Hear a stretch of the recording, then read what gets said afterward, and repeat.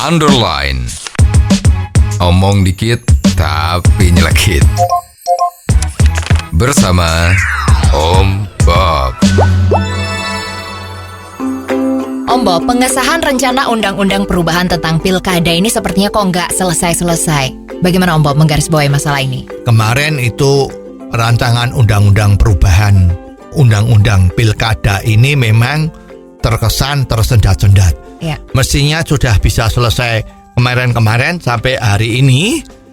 Kemarin ini itu masih ditunda-tunda.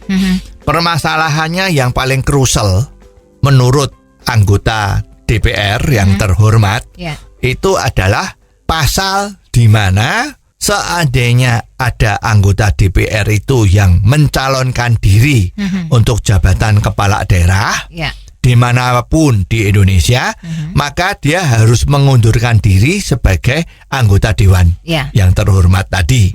Ini rupa-rupanya menjadi masalah yang paling besar. Padahal keputusan bahwa para anggota DPR kalau mencalonkan diri sebagai kepala daerah harus mengundurkan diri dari anggota dewan itu sudah diperkuat oleh putusan Mahkamah Konstitusi.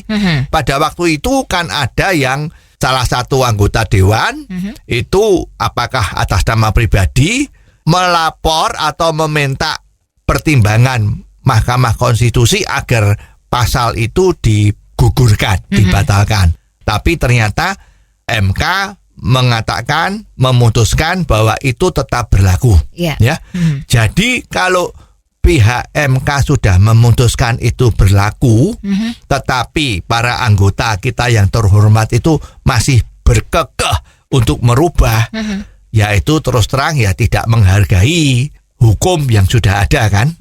Jadi sepertinya Mahkamah Konstitusi kan juga jadi seperti dilecehkan ya, tidak dianggap. Nah, ini kan juga nggak benar ya.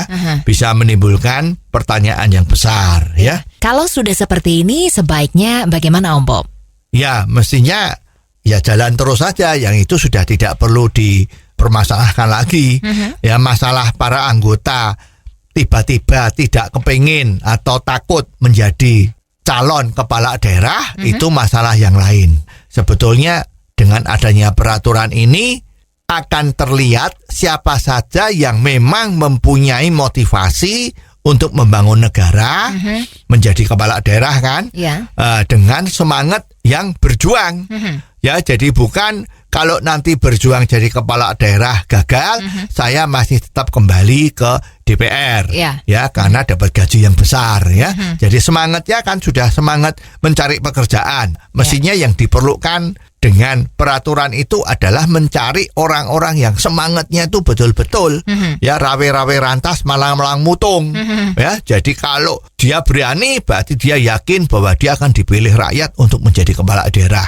Nah justru ini filter pertama untuk mengetahui siapa sih yang sebetulnya mempunyai kemampuan atau motivasi yang hebat untuk menjadi kepala daerah. Oh, jadi begitu ya Om Bob.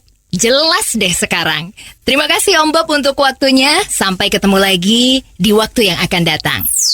Untuk kritik dan kasus yang perlu dikomentari Om Bob, silahkan kirimkan email Anda ke ombobindonesia@hotmail.com.